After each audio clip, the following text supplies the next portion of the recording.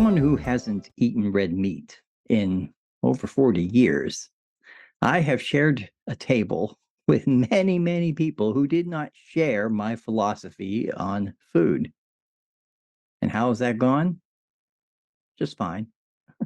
It's okay with me if you eat meat, and I'd like you to understand why I don't, but that doesn't have to come up.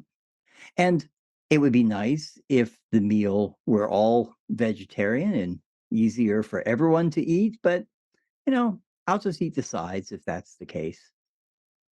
You see, I've come to understand what I think Paul is saying to the church in Rome here, and that is you might be at table with people who think differently than you.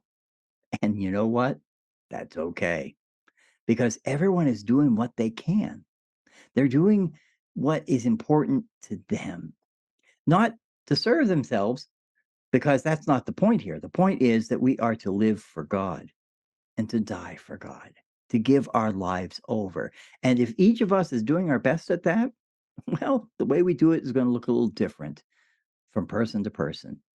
And we ought to be all right with that because in the end, we're all going to be before God, each and every one of us.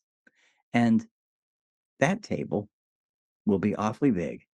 And so we'll be with people who are loved by God beyond their wildest imagination, including you and including me.